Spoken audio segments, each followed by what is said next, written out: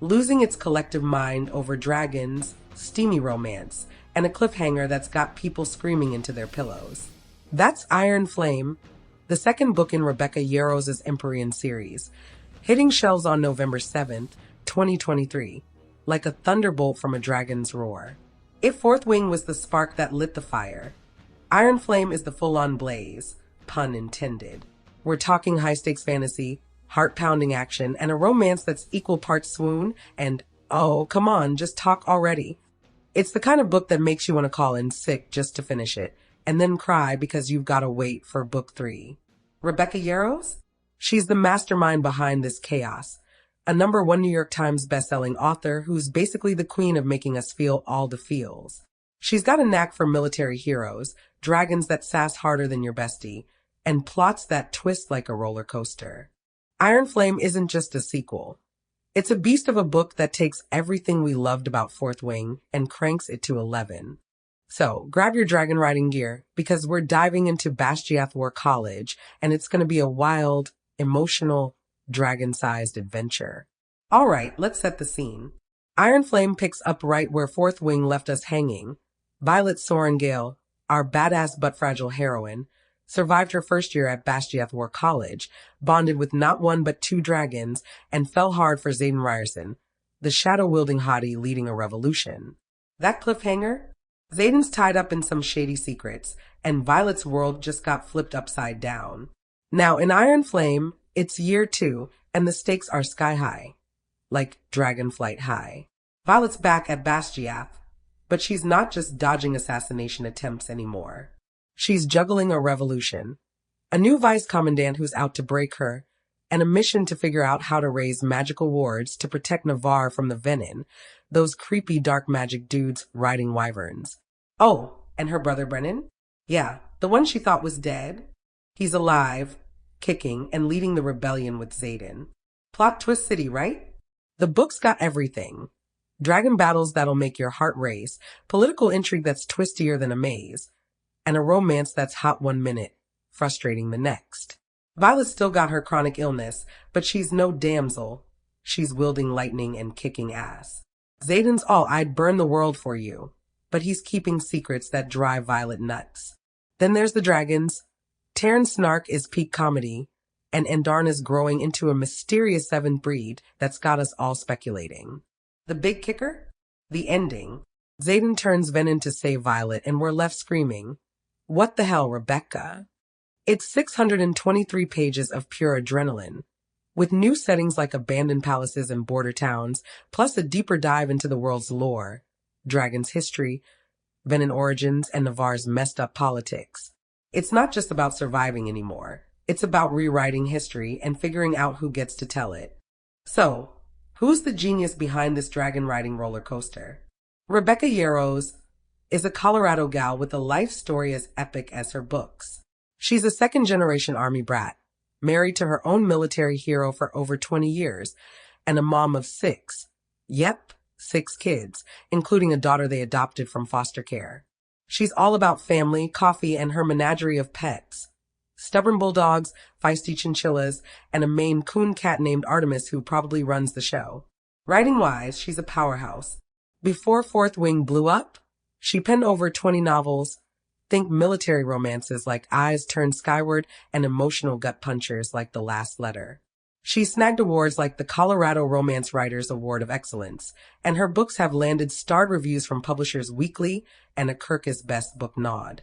Then came Fourth Wing in 2023, and boom, she's a TikTok sensation, with Iron Flame cementing her as a romantasy icon. Her personal life bleeds into her work. Violet's resilience mirrors Yarros' own battles with Ehlers-Danlos, and her nonprofit, 1 October, helps kids in foster care, a passion born from adopting her youngest. She's not just writing escapism, she's weaving heart and grit into every page. Let's break it down. What's Iron Flame really saying? First off, it's about resilience. Violet's not your typical fantasy heroine. She's not swinging swords with brute strength. She's outsmarting everyone despite her body's limits. It's a love letter to anyone who's ever felt underestimated. Then there's trust. Violet and Xaden's back and forth is a roller coaster of tell me everything versus I'm protecting you. It's messy, real, and hits you in the feels. Power's another biggie. Who controls the narrative? Navarre's leaders have been lying about the venin, and Violet's crew is fighting to expose the truth. It's like a fantasy version of histories written by the winners with dragons thrown in. And love. Oh man, the romance is intense. Xaden's all in, but his secrets test Violet's loyalty.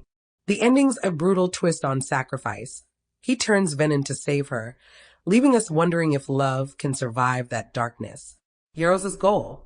She said in interviews she wants to explore how history gets twisted and how people rise above it. The message?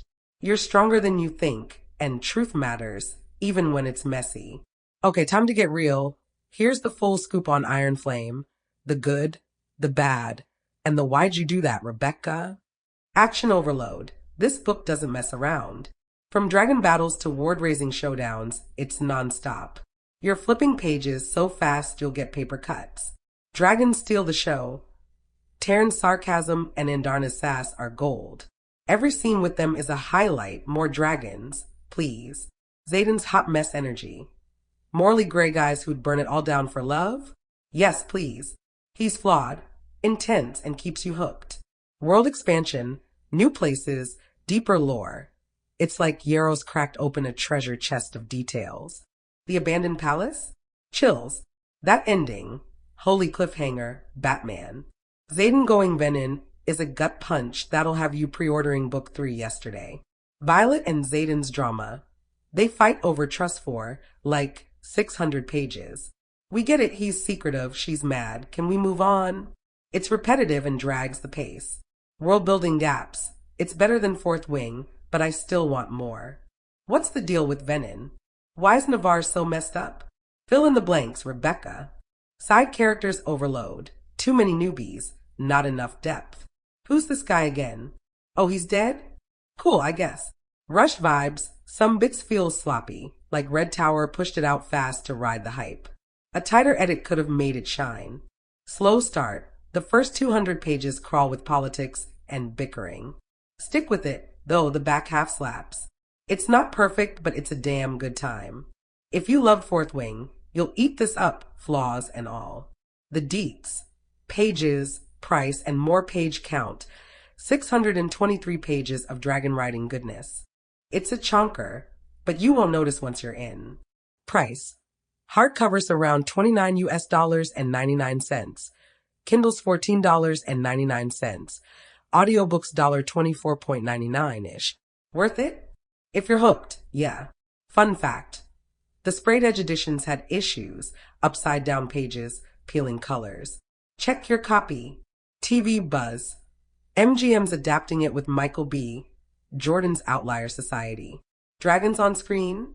Take my money. Dragon lore. Andarna's the 7th breed, black with green-blue hues. Fans are theorizing she's tied to the venin or some ancient power. Easter eggs. Yarros drops hints everywhere. Reread it, you'll catch stuff you missed, like Xaden's venin turn foreshadowing. Book talk hype. It's the spicy romantasy poster child. Hashtag Iron Flame posts are wild. Tears, screams, and fan art galore. Yarros' playlist. She's a guitar gal. Imagine her jamming to the 1975 while writing those steamy scenes. So Iron Flame, it's a beast. It's got heart, grit, and dragons that'll make you want to ride into battle. Yarros delivers a sequel that's bigger, bolder, and a little messy, but it's the kind of mess you can't look away from. It's about fighting for what's right, loving hard, and surviving when the odds suck. Worth the read? Hell yes. Just brace for that ending. Now, excuse me while I go yell at the sky until book 3 drops. What do you think, fam? Hit me up. Let's geek out over this dragon-sized epic.